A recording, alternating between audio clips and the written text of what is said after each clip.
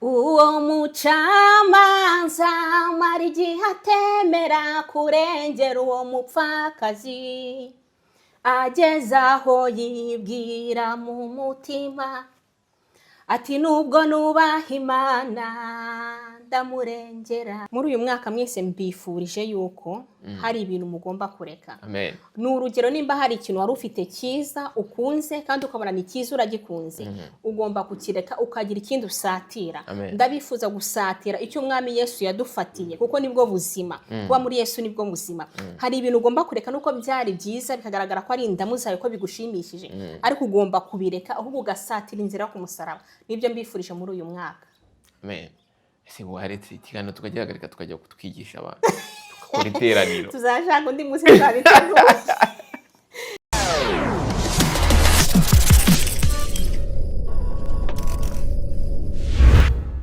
Twongeye kubasuhuza rero inshuti bavandimwe, inshuti za Behind World Show, kandi tubahaye ikaze ku munsi w'uyu munsi, umunsi udasanzwe.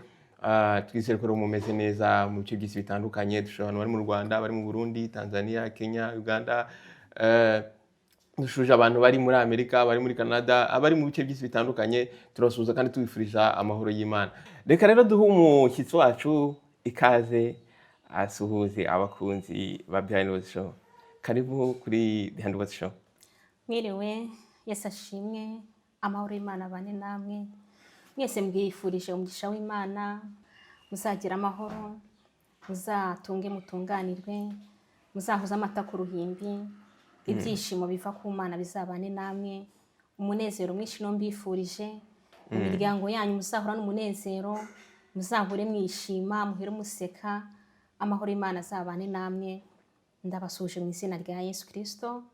Nanjye ndi umubyeyi, nitwa Dusabe Rehema, nkunda Imana ndetse n'abantu bayo. Nezerewe n'Imana cyane kuba ndi kumwe namwe kuri uyu munsi. Amahoro y'Imana bane namwe. Amen. Ufite amavuta menshi cyane. Uri umukozi, uri umupasiteri, araza kubigeraho nyuma, ariko mu by'ukuri amagambo numva nkunze amagambo misenge no muri emosi. Amen. Iki kiganiro turagitangira gute? Ndabona ntazo turi butangire ko nagiye muri emosi, nagiye mu mwuka. So reka tube turetse gutangira gatoya, tubanze twiragize Imana kugira ngo ibyo tugiye kuvuga hano bibashe kuba iby'umumaro ku bantu bagiye kutwumva. Turagushimiye Kristo, turagushimiye ko izina ryawe ari ryiza, turagushimiye ukuntu wabanye natwe. Warakoze Kristo, warinze ubugingo bwacu, turagushimiye. Waturindiye ahantu hatandukanye, uturindira mu bihugu bitandukanye. Twabonye neza yawe, icyubahiro ni icyawe. Tuje ahangaha kwamamaza izina ryawe, kuko izina ryawe niryo ryonyine riri hejuru. Mwami, turagushimiye ko wabanye natwe, warakoze. Umwaka ni munini, uhereye mu kwezi kwa mbere tukabona turangije amezi 12. Twabonye neza yawe Kristo, warakoze. Warinze imiryango yacu, uturindira hirya no hino, turagushimiye. Ngaho bana natwe muri iki kiganiro, kandi amahoro y'Imana agere ku muntu wari we wese. Ni mu izina rya Yesu tubyate twizeye. Amen. Amen. Bana kumugisha. Amen. Reba unasa neza. Murakoze. Wisiga iki? Hoya n'ubuntu bwa Yesu gusa. Amen. Na Yesu ni ukwambika. Murakoze. Hari umuntu yigeze kumbwira ngo Yesu yaguteye iteka ngo guhora usa neza. Hoya yo Yesu yagusize, aragusiga kandi akakunogereza, ntabwo bigombera amavuta. Nibyo se koko? Ntabwo bigombera amavuta. Amen. Amen. Imana ishimwe cyane. Dushima Imana kuba turi kumwe nawe hano kuri kamera za Behind World Show. Mu by'ukuri ni umuryango munini cyane, kandi tuguha ikaze risesuye, wisange. Ni ubwa mbere ugeze ahangaha, ariko tuguha ikaze n'utaha ujye ugaruka, wongere ugaruke. Amen. Kandi ndizera yuko n'abakunzi ba Behind World Show nabo bari bugukunde. Ndizera ko nabo biteguye kumva ibyo uri bubagezeho. Murakoze. Umuntu ashobora kumva iryo zina Rehema. Rehema bisobanura iki? Rehema rero mvuze ngo ngiye mu gisobanuro, ntabwo namenya aho mera naho nangirira. Kuko ngiye ndi umwana wavukiye mu kiryango cya Gisilamu. Nkurira muri Gisilamu, ariko nyuma yaho nza kuvamo. Nyuma yaho nza kuvamo, nza kwakira Yesu w'umukiza wanjye. Wow. Ako kantu uvuze ko kuba waravukiye mu gisilamu nyuma noneho ugahindura ukakira agakiza, urabivuze birantungura kuko nakuze numva abantu bambwira ko biba bigoye cyane nk'umwana wakuriye wavukiye mu gisilamu kuva mu gisilamu akaba umurokore. Oya, burya iyo Yesu yamaze kugushyikaho ibintu byose biba byoroshye. Hari igihe ubona ukabona ibintu birakomeye ariko burya bikomera ukiri hanze, ariko Yesu amaze kugushyikaho ari muri wowe akaza akicara muri wowe, ibintu byose biroroha. Umuntu uri kukureba hano imbere ya kamera za Behind World Show ashobora kwibaza ngo Rehema ni muntu ki? Rehema ese ni umuseribateri, arubatse? Tunyuriremo tumenye Rehema ni muntu ki muri makeya. Murakoze. Njyewe Rehema ntabwo ndi umuseribateri. Ahangaha birigaragaza. Amen. Birigaragaza, ntabwo ndi umuseribateri, ndi umubyeyi, mfite umugabo, mfite n'abana, kandi twese turashima Kristo. Wow. Imana ishimwe cyane. Rehema, reka tubanze tuvuge ku bintu bijyanye na kariyeri yawe. Ejo bundi nabonye indirimbo yawe wasohoye amashusho.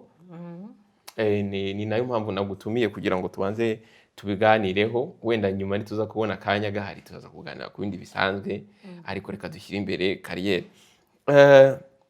Abantu basanga batari bazi kuri n'umuhanzi. Bazaba bagenda bimenya gake. Wenda barimo bavuga bati pasiteri tujya ku nese baririmbira gatoya gato cyane. Mfite indirimbo nyinshi maze kuririmba. Indirimbo ya mbere natangiriye ku ndirimbo ivuga ngo nibutse imirimo Yesu wakoze. Wow. Kuko ngiye mu buzima bwanjye ikintu nkunda kwibuka, nkakunda no gushima Imana. Amen. Ubwo rero indi ndirimbo nashize kuri kamera ejo bundi ni indirimbo ivuga ku nkuru y'umupfakazi n'umucamanza. Inkuru y'umupfakazi n'umucamanza iyo ngiye kuyisoma iyo nkuru iramfasha cyane, ku buryo numva nyine nabibwira n'abandi bantu bagafashwa. Wow. Ariko ibaze aho umucamanza ari umuntu utita ku bantu, utanubaha abantu, ariko kubera ko umupfakazi yagize igihe kinini cyo kumutitiriza, aravuga ati wa mupfakazi kubera ko uhora uri iwanjye, ngiye kukurengera kugira udazajya uhora uza kundushya. Aramurengera kubera gutitiriza. Donc yanze gucika intege. Yanze gucika intege umupfakazi, yanga gucika intege, aravuga ati ngiye gutitiriza paka uyu mucamanza ndengera. Ubwo rero numvishe bindenze maze gusoma iyi nkuru, ndavuga ati ngiye kuyibwira abantu bose, isi yose yumve ko gutitiriza Imana nagucogora. Uri imbere y'Imana nagucogora, uratitiriza, ejo bikemera, ejo bikanga, ugatitiriza. Baririmbira rero gato cyane. Uwo mucamanza mara igihe atemera kurengera uwo mupfakazi, ageze aho yibwira mu mutima ati nubwo nubaha Imana ndamurengera. Uwo mucamanza amara igihe atemera kurengera uwo mupfakazi, ageze aho yibwira mu mutima ati nubwo nubaha Imana ndamurengera. Yesu ashimwe. Wow, Yesu ahimbazwe. Amen. Ufite ijwi ryiza cyane. Murakoze. Abantu nuko tutari live nanjye kuvuga ngo gukomera amashyi. Oya, barabikora. Ufite ijwi ryiza cyane, ndarikunze kandi courage. Amen. Ndashaka noneho twinjire mu ruhando rw'umuziki wawe. Reka ndashaka kumenya ese Rehema iyi mpano idasanzwe,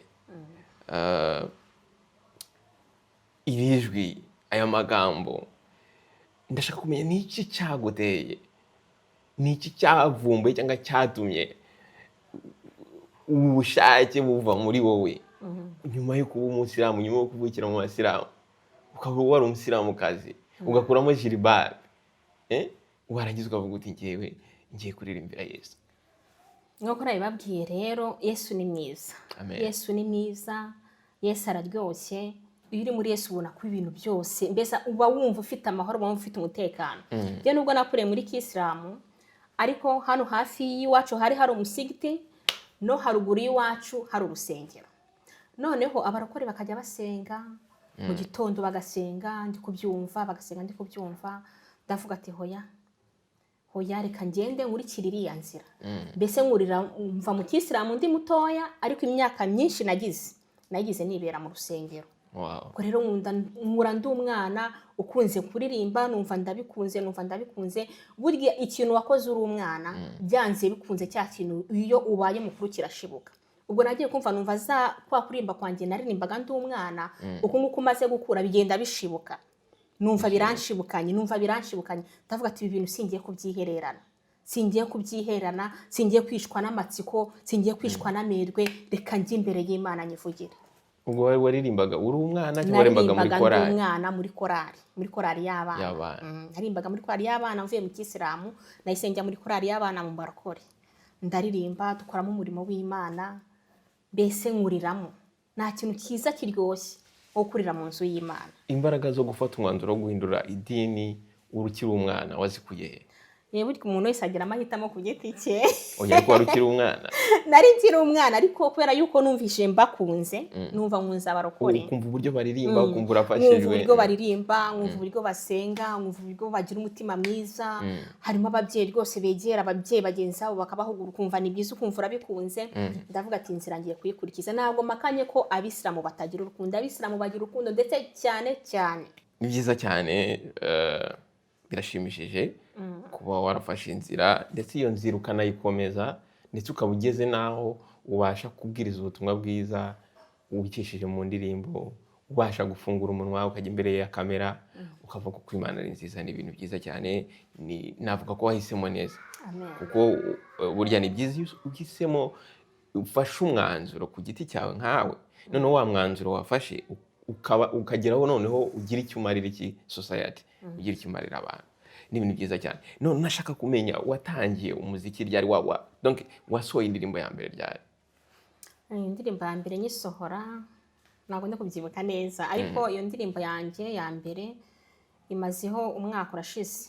Indirimbo ya mbere nasohoye imazeho umwaka, nasohoye indirimbo ya audio, nabibabwiye, ivuga kugira neza kw'Imana, ivuga ngo nibutse imirimo myiza Yesu wakoze. Nari nibutse byinshi Imana yakoze, nibuka ukuntu umuntu akura, nibuka ukuntu Imana igenda igira neza, nibuka kugira neza kwayo, numva birandenze. Ndavuga ngiye kubwira abantu ko nibutse imirimo myiza Yesu yakoze. Wow. Icyo gihe hari ryari? Icyo gihe hashize nk'umwaka urashize. Hashize umwaka urashize. No kuvuga ngo indirimbo ya mbere wayisohoye muri 2023. Wow. Umwaka urashize, nakomeje nshiraho n'izindi. Ubu kugeza ubu ufite indirimbo zingahe? Kugeza ubu ngubu mfite indirimbo 4. Félicitations. Ufite courage. Warakoze. Muri mu mavuta. Ufite amavuta. Indirimbo 4? Mfite indirimbo 4. Album igiye kuzura. Yizuzura kubera Yesu. Amen.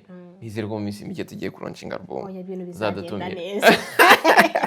Kubera Imana. Cyane. Yeah. Ntago wabwiye abantu usengera muri idini? Sengera muri ADPR. Sengera muri ADPR agana he? Hano twebwe dusengera. Tuzaze kugusura.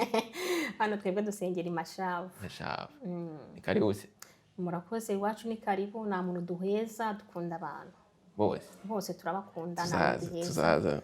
Tuzaza tubasura umunsi umwe natwe tubone ku mavuta duse neza gutya. Murakoze cyane. Tuzaza kureba ahantu hatuma musa neza gutya. Ni ahantu hari abantu b'Imana. Amen. Nashaka kubaza akabazo k'amatsiko. Iyo umuntu avuze ngo gukizwa, nicyo gusobanura abantu, gukizwa ni iki? Murakoze, burya gukizwa ni ukugira bimwe ureka bya bindi ureka byari bibi, ukabivamo, ukamera nk'umuntu ufite ahantu bishize kandi utazongera kubikurikirana. None ukinjira mu bundi buzima bwo kwegera imbere y'Imana, kuko imbere y'Imana iyo ugiyeyo bisaba ngo ugire bimwe usiga. Nubwo byarinda muzawe bigaragara ko bikunze, ariko ukabisiga ukakurikira inzira imwe, ariyo kwegera Yesu Kristo. Gukizwa bisaba kugira ibyo ureka, ukagira ibyo ukurikira. Nubwo bya bindi uretse byari byiza, nubwo zari inyungu zawe, ariko ukabireka ukegera Yesu, ukakurikira umusaraba, kuko kwa Yesu akuna kuboheka, nta kuryama. Mbese ugomba kumunambaho, ibintu byose ni byiza. Uyu kwa Yesu ni amahoro n'umutekano. muri uyu mwaka mwese mbifurije yuko hari ibintu mugomba kureka. Amen. Ni urugero, nimba hari ikintu wari ufite cyiza ukunze kandi ukabona ni cyiza uragikunze, ugomba kukireka ukagira ikindi usatira. Amen. Ndabifuza gusatira icyo umwami Yesu yadufatiye, kuko nibwo buzima. Kuba muri Yesu nibwo buzima. Hari ibintu ugomba kureka nuko byari byiza bikagaragara ko ari indamu zawe ko bigushimishije, ariko ugomba kubireka ahubwo ugasatira inzira ku musaraba. Nibyo mbifurije muri uyu mwaka. Amen. Ese waretse ikiganiro tukagihagarika tukajya kutwigisha abantu gukora iteraniro. Tuzashaka undi munsi tuzabiteguye. Mu buzima bwawe ni iyihe mpano ikomeye wumva waha Imana yawe yakuremye? Iyo mu buzima bwanjye ntekereje ukuntu Imana yagiye igirira neza abantu, bwa mbere nkabanza nkahera ku bagore ba kera n'abakobwa. Numva nabuze n'ukuntu navuga Imana, kuko abagore ba kera n'abakobwa bo bese basa nkaho nta jambo bagiraga, ariko ndashima Kristo waturebanye imbabazi. Iyo mvuze ku bagore n'abakobwa ba kera ho numva bindenze. Abagore ba kera n'abakobwa niyo habaga ibarura runaka, abo bagore ntabwo bababaruraga, abo bakobwa ntabwo bababaruraga, ariko ndashimira Kristo wafashe wa mwenda ari ukingirije ahera akawutaburamo kabiri, abagore n'abakobwa natwe tukaba dusigaye twigererayo. Kubera ko Kristo iyo akiza agafata wa mwenda ukaguma ukingirije ahera, twebwe ntabwo twari kuzamenyekana kugezana n'isaha.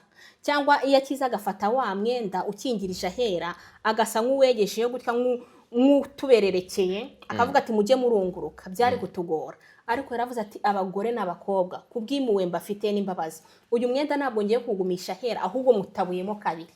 Amen. Akaba ariyo mpamvu ubona abagore n'abakobwa bamwe bari kuvamo abapasiteri bakomeye. Mbese Kristo yatugiriye neza, yatugiriye imbabazi. Ku bagore n'abakobwa twebwe turamushimiye. Amen. Ariko hari ibice nabonye bimwe na bimwe bagifite imico yo guheza abagore. Oya, umuco ntabwo ari mwiza. Kristo byose yarabirangije. Kristo yarabirangije, yatugiriye imbabazi. Abagore n'abakobwa ibaze kuba mwabaga mwicaye nko mwiteraniro, hakaba hari uruhande rw'abagabo bicaramo, hakaba hari uruhande rw'abagore bicaramo, noneho rwa ruhande rw'abagore hari umwenda ukingirije hagati, kubwo tutemerewe no kugira abandi bantu twareba. Ariko Kristo aravuga ati aba nabo n'abanje, aba nabo ndabakeneye. Afata umwenda awutaburamo, twese twemererwa kugerayo, tujya ku ruhimbi tukavuga ijambo ry'Imana. Yesu yarakoze kutugirira icyizere. Twebwe ntabwo twabaraga, twari abantu b'inyuma, ariko Yesu aravuga ati naba n'abanjye. Yesu yarakoze n'ukuri. Uvuze ikijyanye na abagore n'abakobwa muri iyi minsi, urabona urakora umumama ukuze ufite n'abana, reka ko n'abana bakuze urubyiruko. Uvuze ikijyanye n'abakobwa n'abagore muri iyi minsi, urebye urubyiruko ntabwo rwitabira cyane gusenga, ruzwiye kwitabira ibintu bijyanye n'iby'isi cyane, za TikTok, zaki, ndetse n'izo ndirimbo babyina biragoye kugira ngo ubone urubyiruko rubyina indirimbo z'Imana, ahubwo rusigaye rwibyinira ibintu tutazi biri aho ngaho kuri za social media. Ni ikihe kintu wabwira urubyiruko rw'iyi generation? Mwanjye nk'umubyeyi, nanjye mfite abana bakuru, kandi umwana wese umubyeyi wabyaye, umwana wese amufata nk'uwe. Umwana ntabwo ari uw'umuntu umwe, umwana ni uwa twese nk'ababyeyi. Kuko byanze bikunze iyo ubonye nk'umwana w'urubyiruko ari mu bintu bitameze neza, nubwo yaba atari uwawe utaba waramubyaye, wumva ikintu ku mutima, kumva ntabwo unezerewe. Gusa abo bana nababwira kuza kwiyegereza Kristo. Ho Kristo birashoboka, ibintu byose birashoboka. Nababwira kwiyegereza Kristo, kuko iyo uri umwana ukinjira muri Kristo neza, uri umwana ugakuriramo, Yesu akakurera, nta kintu cyiza kibaho kiryoshye nko gukurira muri Kristo. Byiza cyane, nizere ko wumvise. Muri iyi minsi hari amatorero menshi arashyingira, ugasanga nyine abantu barashakanye mu gihe gitoya cyane bahise batandukana. Ubona biterwa n'iki? Murakoze. Burya ikintu nabwira abantu bankurikiranye nk'abantu bari kubaka urugo muri iyi minsi, ukabona urugo uyu munsi rwubatse ejo rwasenyutse, nuko baba batarihaye intego. Nta ntego baba barihaye. ubundi iyo uri umukobwa ukaba uvuye iwanyu ugiye kubana n'umuhungu mutaziranye mudafite ikintu mupfana cy'amaraso mbese nta kintu muhuriyeho murahuye mu nzira Imana irabahuje mubaye umuntu umwe bisaba ngo uhaguruke ufite intego uvuga ngo ngiye kubaka urugo ngiye mfite intego burya iyo ufite intego wihaye mu buzima ukavuga ngo mfite intego ngiye kubakira kuri iyi ntego urugo rwawe ko byasa kose ntabwo rupfa guhungabana kuko ufite intego wihaye uvuga ati iki kintu narakiyemeje Imana izamfashe imvi zanjye zizarinde ziba uruyenzi Imana ikinshyigikiye mu rugo rwanjye Imana iragushyigikira ni urugero nimba uvuye iwanyu ukagera mu nzu yawe umugabo wawe yaguteguriye ntugende ngo wicare gusa kuko ugeze mu rugo rushyashya uwo musore ntabwo muzi neza ntabwo uzi umutima we hita ugera muri urwo rugo upfukame mbere y'ibintu byose usenge uvuga ati Imana uyu muntu duhuye gutya ntabwo nzi ukuntu ateye ariko ndakwingize ngo nshyigikira uru rugo uzarwubake imvi zanjye zizaba uruyenzi ukishyigikiye muri uru rugo kandi iyo usenze iryo sengesho ugishyika mu rugo rwawe Imana iragushyigikira kuko ndabizi Imana yubaka ingo ndi jambo wabwira umuntu uri muri izo struggle uri muri ubwo buzima ariko akaba yumva agiye gufata umwanzuro wo kuruvamo cyangwa se akaba yumva bishobora kuzabyara ikindi kibazo niyo nama wamugira inama namugira bwa mbere ni iyo kubanza mbere yo gufata umwanzuro kuvuga ngo agiye mu zindi nzira burya umujyanama wa mbere ubaho n'umutima umujyanama ubaho n'umutima fata umutima wawe ufate n'ibitekerezo byawe ufate n'ubwenge bwawe mujye ahantu muri batatu n'ibyo bintu tunze muri wowe nurangiza ujye inama n'ibyo bintu tunze ujye inama nabyo kandi ibyo bintu uzakuramo ikintu cy'ubwenge kubera ko urugo iyo uvuye mu rugo ukagenda icyo nzi cyo ntabwo ukoze ikintu cyiza n'abana wabyaye ntabwo uri kubereka isura nziza ahubwo fata ibintu byo bitatu biri muri wowe ubanze wicare nabyo ujye inama nabyo numara kujya inama nabyo icyo bikwerekeza bari gukora icyo nzi ko ibyo bintu bitatu bizakwereka inama nziza nkeka ko niba uvuye mu rugo ukagaruka burya ntabwo uri ukiri wawe niba uri utaye agaciro kandi utanze n'uburere bubi mu bana Rehema dusoze se cyangwa dukomeze oya nta kibazo ko mubishaka Rehema yakunze ko njyewe iyo ndi imbere y'Imana ndisanzura nkunda kuvuga iyo ndi imbere y'Imana nkumva ndisanzuye rwose mba numva ntacyo bitwaye n'ejo bundi hashyika nubwo ntarya ndi imbere y'Imana biba bihagije wow that's good Rehema turimo turasoza umwaka abantu bari excited bamwe barishimye abandi barababaye hari n'ubungubu n'abagiye gushyingura no kuri bonane hari abazajya gushyingura ni mbega n'uruvangavange kuko mu isi niko tubaho n'uwo murongo muri Bibiliya uri kugufasha ushobora kubwira abantu badukurikiye aka kanya murakoze abantu pe bari mu bibazo bigiye bitandukanye hari abishimye n'abababaye niko isi imeze ariko umurongo nababwira muri Bibiliya umuntu wese ukunda Bibiliya abakunzi ba Bibiliya nababwira gusoma muri Luka 18 umurongo wa 7 umurongo uzawusoma uzagufasha harimo ijambo rivuga ngo nubwo bimeze gutyo Imana izarengera intore zayo tugarutse muri ya ndirimbo ijambo ni ryiza nubwo bimeze gutyo Imana izarengera intore zayo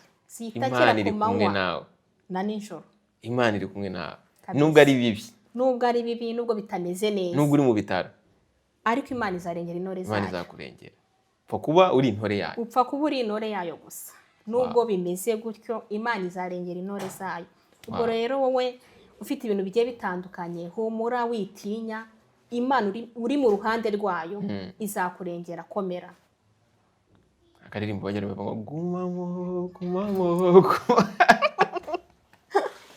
bagumemo ntibagumemo ntibave ku Mana kuko iyo uvuye ku Mana nta mahoro wagira iyo uvuye ku Mana nta byishimo wagira wowe ndakubwiye ngo guma ku Mana gusa ibintu byose bizikora kuba urwaye hari indwara nyinshi Imana yakijije kuba uri mu bitaro Imana izagukuramo hari n'abamaze umwaka bari mu bitaro ariko twebwe turashima Imana kubona waratangiye ukwezi kwa mbere ukaba ugeze mu kwa 12 na paracetamol uri kunywa icyo cyonyine kirahagije. Yeah. Nicyo gushima Imana kuko hari umuntu ufite ibibazo unywa imiti atabona n'uburyo bwo kuyigura, testimony. ariko wowe ukaba umaze amezi 12 ni menshi na paracetamol uranywa, ugenda mu muhanda buri munsi ukabona uragiye ukabona uragarutse.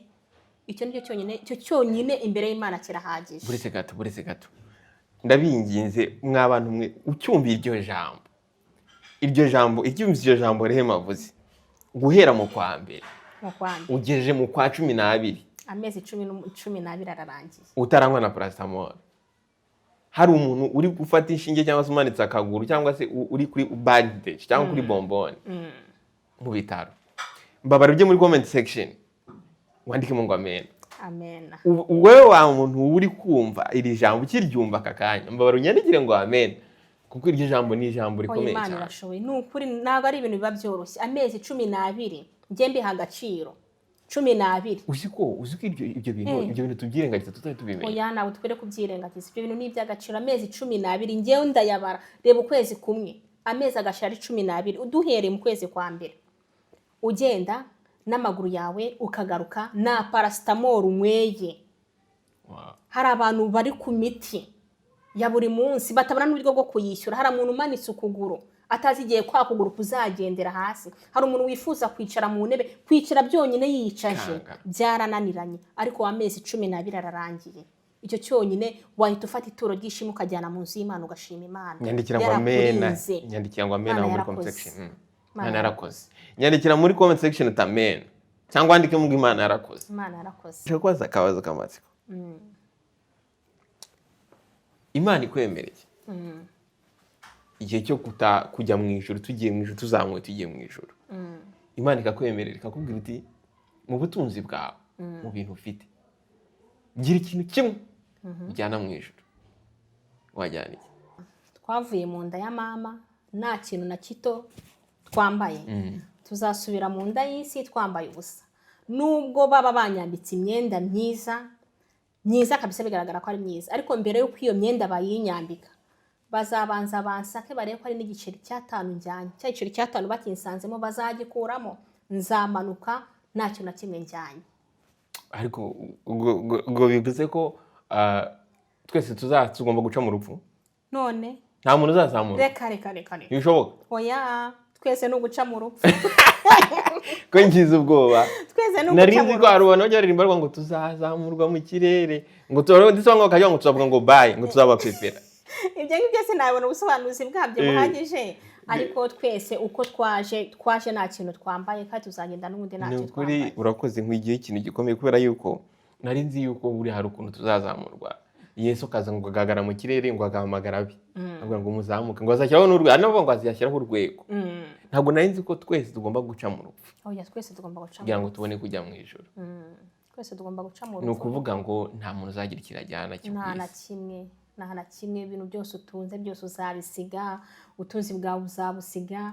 Bazagusaka barebe ko ari n'agaceri utwaye nako bazagakuramo bakabike, bajya kugura ikibiriti, nta kintu na kimwe uzajyana. Ikintu cya mbere nabwira abantu ni uguca bugufi. Guca bugufi nicyo kintu cya mbere, kuko ibi ngibi gushaka ibintu ni byiza kugira tubeho nuko tuba twahagurutse tugakora. Ariko ikintu nabwira abantu ni uguca bugufi, kubera yuko byanze bikunze uko waje niko uzagenda. Ni irihe jambo wabwira umuntu wiratana iby'isi cyangwa se ubikoresha yangiza imitima y'abandi bantu? Oya, ari umuntu namubwira agaca bugufi. Guca bugufi nicyo kiri imbere. Guca bugufi nicyo kiri imbere, ukumva mbese ukoroha, ukumva ko ibintu byose nyine mbese ukiyoroshya, kuko ikintu kiri hejuru ni Imana yonyine iri hejuru, ko twebwe turi hasi. Ikintu cya mbere nabwira umuntu ni ukoroha, ukiyoroshya.